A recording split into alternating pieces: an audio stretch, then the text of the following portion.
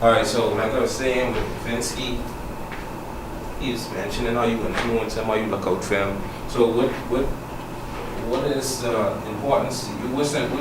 Why is it important to you to use your influence for positive when you have the choice to be negative? Why you choose to be positive and with your influence? Well, why I choose to be positive is because I have a son and I have a daughter and I'm raising them up. So, alright, it's like me telling a young nigga, say, boy, you know what?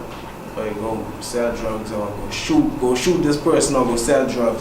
You say, saying when I have a son and I have a daughter, you say, saying if I could tell that young nigga to go shoot somebody who go sell drugs, but I don't tell my son that, I wouldn't tell my son that. So why would I want to tell this little nigga that or tell him that when he have parents just like my son have parents? You see what I'm saying? So at the end of the day, when you start to look at yourself and you start to realize what's going on around you and you say, you know what, hey, you can't be negative influence, because the same negative influence with the other young brothers looking at you and saying, so, you know what, I like how this nigga flex, I'm gonna be like, I'm gonna be a shooter too. The same way your son can look at you and say, you know what, I'm gonna be a shooter too. You see what I'm saying? So if I be somebody positive, my son may look at me and say, you know what, I'm gonna be somebody positive too. Because I watch him and he's watch me, and everything I do, he's do too. The way I walk, he's walk. The way I talk, similar he's talk too.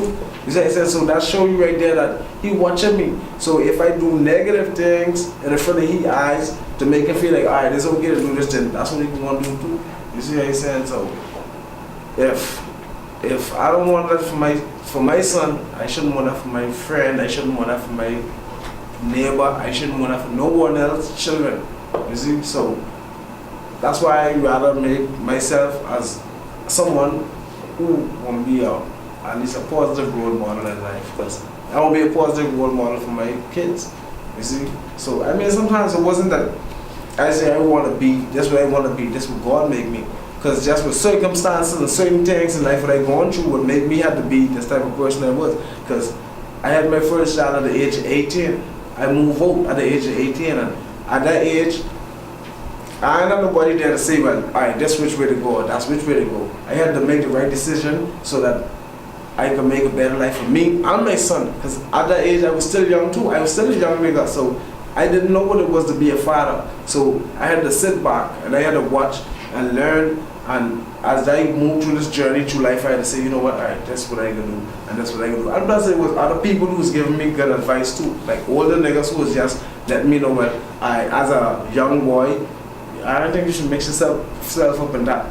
Or as a young boy, I know you smoke, but you could, after you come from home, you don't have to be on the block smoking. You could go home and smoke and chill around your family where the police ain't have to harass you, or you won't have to go through all these things. So at the same time, I'm looking at these things, and I was always a person who wanted better for my life.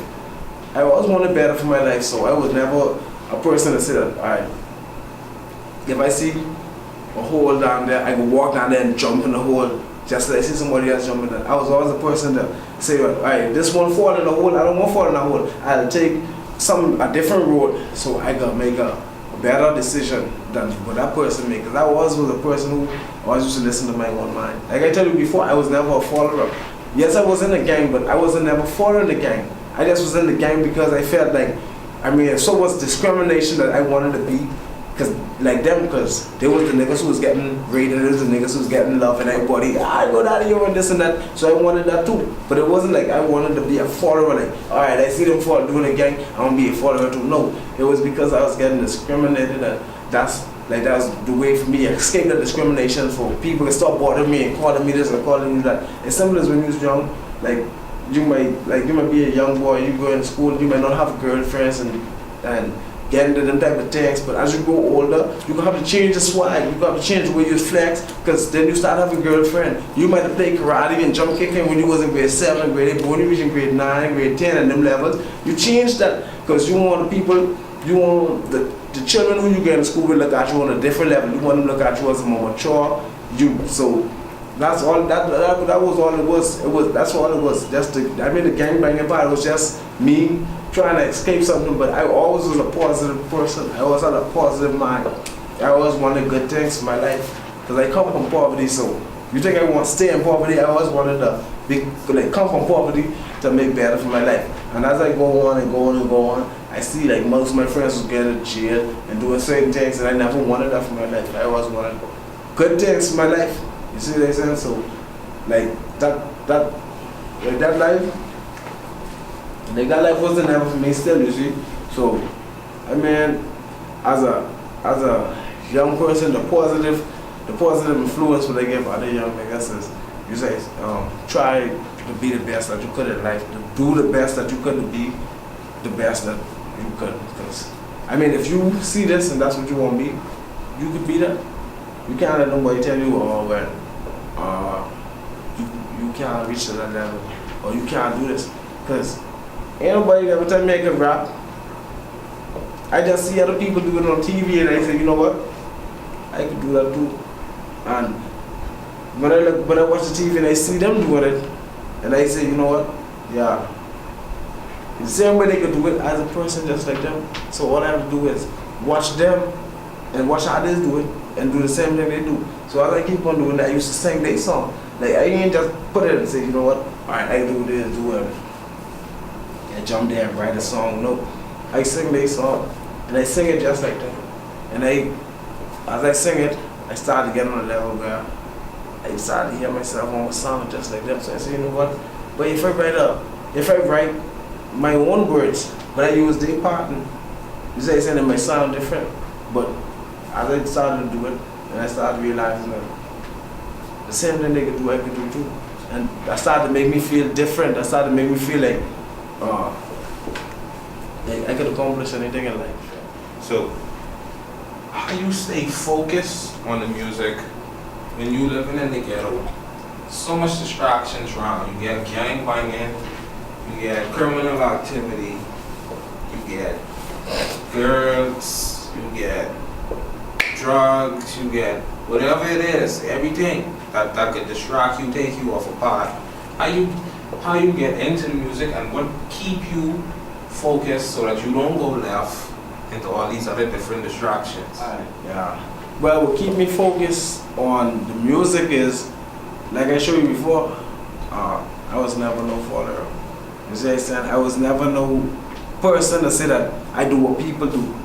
As the first nigga on my blog that started rapping, like to say that I take go to book and I write my own song and go to the studio, record that, and you know what I mean, I want to shoot a video for it. I was the first nigga who ever do it. I never seen no other niggas doing that on my blog. I ain't grow up seeing niggas doing it. Like I tell you, I was always a nigga who was always my own man. Like in my own mind, I always want to do my own thing. So, like I show you, I grew up around the environment where these things was happening, but I always wanted to be my own person. I always wanted to do what I wanted to do.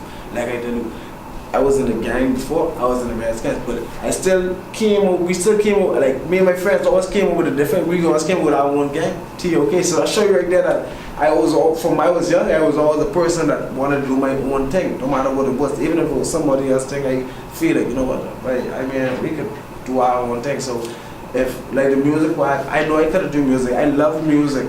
As a person who loves music, I know culture music, corn pop music, dancehall, rap music. I listen to everything. So music was always in me, but I never used to do my own music. I only used to sing people's songs. So when I started doing my own music, it showed me that I could do this. And other people started to tell me, you know what, but you hard. And when you hear other people say, but you sound good, and other people give you that motivation to say, you know what, keep on writing. That, I mean, even if you won't making it to the level that you're rich, but at least you still pursuing your dreams and what you want to do as a kid. Because I always want to do music as a kid. But I can't wait to say that, you know what, I gotta wait till I get rich to do music. I gotta do the music now, because that's what I wanted to be as a kid. I might not want to do music, but I might not want to be rich as a kid. You see what I'm saying? In my mind, I always say, you know what, that's what I like. I like music. They get a lot of people who like music, but that don't mean that they have to get rich to go and pursue their dreams and do this music and record these songs and make videos. Because plenty of people doing it, but they ain't doing it for the profit. They're doing it for the purpose. You see what I'm saying? Some people just doing it for the profit. But I just do it for the purpose because I already know that's what in me. Even if I don't record a song, I still can be home listening to music and singing these songs even if I ain't in the front of a camera, I still could be doing it. So if I could do this and I can sing people's songs, so why it's so hard for me to say, you know what? If you could be an artist, I could be an artist too. I don't need a big time video or big time industry record label to sign me for me to say as an artist. I'm making music now as an artist. You see what I'm saying? I don't need the big cars and the big things for me to say as an artist. The same way you could go to the studio and record your song and I could go and record my song is that you might have more money and it make you look more glamorous in people's eyes and make you feel like you're on a different level. But me, I sing it the same way your song could touch somebody, my song I can write and touch somebody too. You see, it ain't about how much money you get, because you get money. And because it ain't about the money. The money don't make you an artist. You have to be an artist and you have to go there and show people your talent. Then they can give you the money to promote you. But if you don't have this talent before you get the money, then what you could do?